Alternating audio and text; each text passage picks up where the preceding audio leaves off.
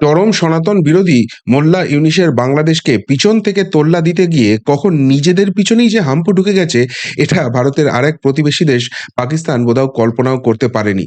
The Sunday গার্ডিয়ানের report অনুযায়ী যে খবর সামনে আসছে সেটাকে এক কথায় বলা যেতে পারে মারাত্মক বিস্ফোরক। এবার পাকিস্তানে এক নয়া বিপদ হাজির হয়েছে এবং সেই বিপদের নাম হচ্ছে আফগানিস্তান। হ্যাঁ, সেই তালিবান শাসিত আফগানিস্তান যারা পাকিস্তানের জ্বালায় জর্জরিত এবং খোদ নরেন্দ্র মোদীর দরবারে এবার তারা চলে এসেছে এবং শুধু ভারতের কাছে একটাই আবেদন, আমাদের হাতটুকু ধরো, আমাদের সাপোর্টটা দাও, যে সম্পর্ক ভারত আফগানিস্তানের ছিল সেই সাপোর্টটা তোমরা দাও, আমাদের উন্নয়নের জন্য তোমরা এর আগে যেরকম পদক্ষেপ করেছিলে সেই জিনিসটা করো। বাকি পাকিস্তানকে তাদের অওকাত বুঝিয়ে দেবে এই আফগানিস্তান, এই তালিবানি। দেখুন, ভারতের সঙ্গে আফগানিস্তানের সম্পর্ক এমনিতে দীর্ঘদিন ধরেই খুবই ভালো ছিল, কিন্তু জো বাইডেন যখন আমেরিকার প্রেসিডেন্ট হলেন তখন সেখান থেকে তারা সেনা প্রত্যাহার করে নিলেন এবং যেহেতু ইউএস আর্মি সেখান থেকে বেরিয়ে গেছে, সেখানে তালিবানরা এসে ক্ষমতা দখল করে এবং তালিবানরা এসে সেখানে ক্ষমতা দখল করার পর নারী নির্যাতন থেকে শুরু করে এমন সব কার্যকলাপ করে, সেই আফগানিস্তানের বিমানবন্দর থেকে বিমানে ঝুলে ঝুলে মানুষ যাচ্ছে, উপর থেকে পড়ে মৃত্যু হচ্ছে, সেই সব ভয়ঙ্কর দৃশ্য বিশ্ববাসী দেখেছে এবং কোনো সভ্য সমাজ এই জিনিসটাকে মেনে নিতে পারে না। ফলে খুব স্বাভাবিকভাবেই ভারতবর্ষ একটা নিউট্রাল রিলেশন রাখছিল আফগানিস্তানের সঙ্গে। আগে যে দুহাত খুলে দরাজভাবে আফগানিস্তানকে সমর্থন করত সেই জায়গাটা থেকে সরে এসেছিল। কেননা এই মানবতা বিরোধী সরকারকে যদি সমর্থন করে ভারতবর্ষ, নিজেদের দেশের অভ্যন্তরেই সেটা নিয়ে কিন্তু অনেক জবাবদিহি করতে হবে। তার আগে আফগানিস্তান এমনিতে বেসিক্যালি কিন্তু একটু গরিব দেশ। সেই জন্য তাদের যদি আপনারা ডাক্তার বা স্বাস্থ্য পরিষেবা দেখেন সেটা ভয়ঙ্কর রকমের খারাপ। প্রতি ১০০ জনে আফগানিস্তানের ডাক্তারের সংখ্যা হচ্ছে ০.৩ জন, ০.৩ জন, যেটা আন্তর্জাতিক মান হচ্ছে মিনিমাম ২.৫। প্রতি ১০০ জনের জন্য ২.৫ জন ডাক্তার থাকার কথা। এই জায়গা থেকে ভারতবর্ষ সবসময় স্বাস্থ্যক্ষেত্রে, হসপিটাল বানানোর ক্ষেত্রে, এমনকি দেশের ডেভেলপমেন্ট অর্থাৎ সেতু থেকে সড়ক থেকে আরম্ভ করে এই সমস্ত কাজে আফগানিস্তানকে সাহায্য করে এসছে এবং আফগানিস্তানও ভারতের সঙ্গে একটা বন্ধুত্বপূর্ণ সম্পর্ক রেখে এসছে। আফগানিরা পাকিস্তানিদের একদম পছন্দ করে না। দেখবেন তাদের যদি কোনো ভিডিও দেখেন, কোনো আফগানিস্তানের লোকের ভিডিও দেখেন, দেখবেন পাকিস্তানের লোকেদের কিরকম তারা রোস্ট করছে। কিন্তু যাই হোক, এই তালিবান সেই সিচুয়েশনের মধ্যে ঢুকে পড়ার পর কিন্তু সিচুয়েশনটা ডেটোরিয়েট করে। ডেটোরিয়েট করে মানে ভারত আফগানিস্তানের উপর কোনো অ্যাটাকিং মোডে যায় না। কিন্তু আগের যে দুহাত খুলে সাপোর্টের জায়গাটা ছিল সেইটা বন্ধ করে দিয়েছিল। আর এদিকে তালিবান যখনই আফগানিস্তানের ক্ষমতায় এসছে, পাকিস্তান সেখানে চরম শোষণ শুরু করে দিয়েছে। পাকিস্তানের নিজেদের অর্থনৈতিক অবস্থা খুব খারাপ। তাই তাদের ডিপ স্টেট, অর্থাৎ পাকিস্তানের ডিপ স্টেট বলতে বোঝানো হয় সেনা, পুলিশ, বিচারালয়, গোয়েন্দা, মিডিয়া, এই সামগ্রিকভাবে যে সেগমেন্টটা আছে, তারা আন্তর্জাতিক মিডিয়ার ক্ষেত্রে, আন্তর্জাতিক সমাজের ক্ষেত্রে এই তালিবানদের, এই আফগানিস্তানদের একটা খুব খারাপ ছবি তুলে ধরে। এবং সেই জায়গা থেকে এই তালিবান শাসিত আফগানিস্তানে তারা শান্তি প্রতিষ্ঠার জন্য পদক্ষেপ করছে, এই ধরনের একটা ভাবমূর্তি করে। কিন্তু বেসিক্যালি যেটা করে, তারা গিয়ে, পাকিস্তানিরা গিয়ে এই আফগানিস্তানের উপর শোষণ চালাচ্ছে। তাদের যে অধিকৃত এলাকা রয়েছে, আফগানিস্তানের যে অধিকৃত এলাকা রয়েছে, সেইখান থেকে সমস্ত কিছু মূলধন নিয়ে চলে আসছে।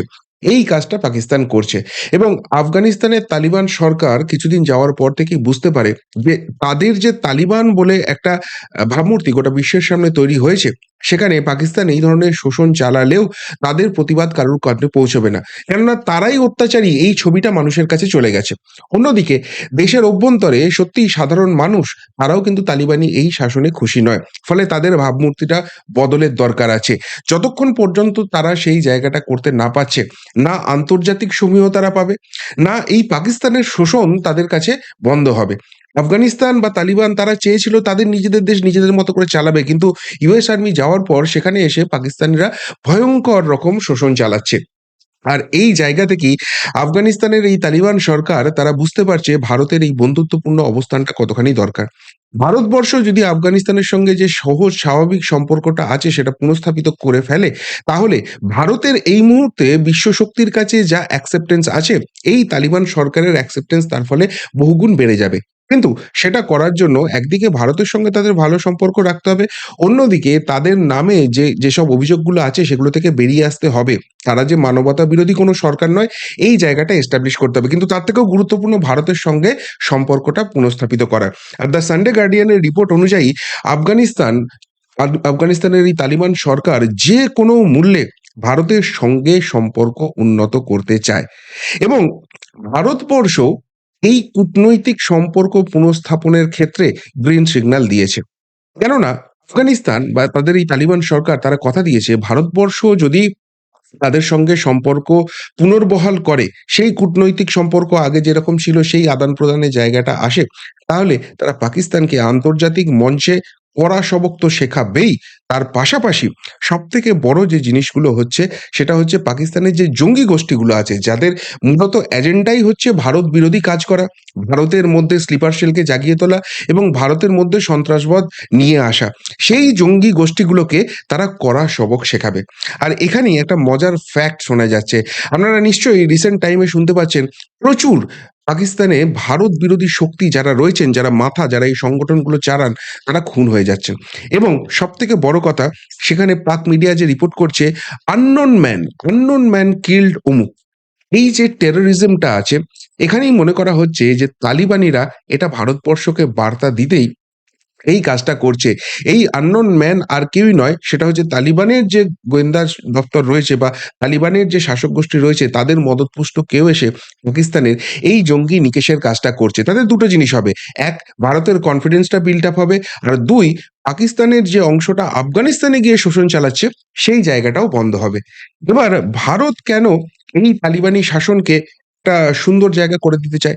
দেখুন, তালিবানরা যদি সত্যিই আফগানিস্তানে একটা এই তাণ্ডবলীলা চালায়, সেই তাণ্ডবলীলার প্রভাব কিন্তু ভারতবর্ষে এসেও পড়বে। এবং যেহেতু জম্মু কাশ্মীরকে পাকিস্তান সবসময় একটা ডিস্টার্ব স্টেট করে রেখে দিতে চায়, তাহলে সেই জায়গা থেকে এই তালিবানি এফেক্ট সেখানে এসে পড়তে পারে এবং সেটা ভারতবর্ষের আভ্যন্তরীণ সুরক্ষার জন্য ডেফিনেটলি প্রবলেম। অন্যদিকে রিসেন্ট টাইমে ভারতের ৩ দিক থেকে কিন্তু শত্রু দেশ তৈরি হচ্ছে। মুখে অন্য কথা বলছে, কিন্তু কাজে তারা ভারতবর্ষকে উত্ত্যক্ত করতে চাইছে। একমাত্র বন্ধু দেশ ছিল বাংলাদেশ, শেখ হাসিনা যখন সেখানে প্রধানমন্ত্রী ছিলেন, কিন্তু সেই শেখ হাসিনাকেও দেশ ছেড়ে চলে আসতে হয়েছে, ভারতের আশ্রয়ে আছে। বাংলাদেশ এখন চূড়ান্ত রকমের ভারত বিরোধী হয়ে গেছে। পাকিস্তান তো জন্মের পর থেকেই সেই একই কাজ করে যাচ্ছে। আর চীনের আগ্রাসন নিয়ে সকলেই জানে, পিছন থেকে ছুরি মারে, তারা সরাসরি সামনে আসে না, দুদিকে দুটো দাঁত তৈরি করে দিয়েছে, একদিকে পাকিস্তান, একদিকে বাংলাদেশ, তাদের দিয়ে ভারতবর্ষকে ডিস্টারবেন্স ক্রিয়েট করার জায়গা। সুতরাং এই অবস্থায় একজন প্রতিবেশীর দরকার আছে, যারা ভারতের সঙ্গে বন্ধুত্বপূর্ণ সম্পর্ক রাখবে, বিশেষ করে সেই প্রতিবেশীটা যদি ডিস্টার্বিং কান্ট্রি হয়। আর এই জায়গা থেকেই আফগানিস্তানের তালিবান সরকার যদি সত্যিই ভারতবর্ষের সঙ্গে সম্পর্ক পুনর্বহাল করতে চায়, ভারতবর্ষের ক্ষতি তো কিছু নেই। ভারতবর্ষ এর আগেও আফগানিস্তানকে ক্ষতি করেছে, সাহায্য করেছে, সেই সাহায্যটাই ভারতবর্ষ কন্টিনিউ করবে। তার বদলে আফগানিস্তানের কাছ থেকে তারা শান্তি পাবে, তালিবান নিয়ে কোনো রকম ভয় থাকবে না। এবং সব থেকে বড় কথা, ভারতকে যারা বাম্বু করতে চাইছিল সেই পাকিস্তানকে কড়া মেসেজ দেওয়া যাবে এবং পাকিস্তানের অভ্যন্তরে যে জঙ্গি গোষ্ঠীগুলো আছে, তাদেরকে নিকেশ করতে এই তালিবান সরকার সাহায্য করবে। এবার মজার ব্যাপারটা হচ্ছে, যদি ভারতের সাপোর্ট পায়, আফগানিস্তান এতখানি শক্তিশালী হয়ে যাবে বা তালিবান এতখানি শক্তিশালী হবে, পাকিস্তান তাদের দেশে গিয়ে কিছু নিয়ে আসা অন্য কথা, এবার আফগানিস্তান পাকিস্তানের ঢুকে মারবে। অর্থাৎ ভারত যে ডায়লগটা দিয়েছিল না, "ये नया भारत है, घर में घुस के मारेंगे", এবার তালিবান সেই কাজটা করবে। আর এদিকে মজার ব্যাপার যেটা হচ্ছে, বালুচিস্তান যে অংশটা রয়েছে, তারা কিন্তু দীর্ঘদিন ধরেই পাকিস্তান থেকে বিচ্ছিন্ন হতে চায় এবং ভারতের সঙ্গে সংযুক্ত হতে চায়। এবং রিসেন্ট টাইমে সেখানে কিন্তু বহু অ্যাক্টিভিটি দেখা যাচ্ছে, সেখানকার মানুষের প্রতিবাদ প্রতিরোধ অনেক বেশি বৃদ্ধি পেয়েছে। ফলে পাকিস্তানের একদিক থেকে যদি আফগানিস্তান বা তালিবরা এসে তাদেরকে কড়া সবক শেখায়, অন্যদিক থেকে বালুচিস্তানের বিদ্রোহ যদি অনেক বেশি হয়, পাকিস্তান ভেঙে টুকরো টুকরো হয়ে যাওয়ার যে কথা বারবার আন্তর্জাতিক মিডিয়ায় শোনা যায়, সেই জায়গাটা কিন্তু আরো বেশি স্পষ্ট হয়ে যাবে। আর সবথেকে যেটা মজার ব্যাপার হবে, পাকিস্তান এই আভ্যন্তরীণ গন্ডগোলে জর্জরিত হয়ে কাশ্মীর নেওয়া তো অনেক দূরের কথা, বরং যেটা পাক অকুপায়েড কাশ্মীর আছে, সেই জায়গা থেকেও তারা পিছু হটতে বাধ্য হবে।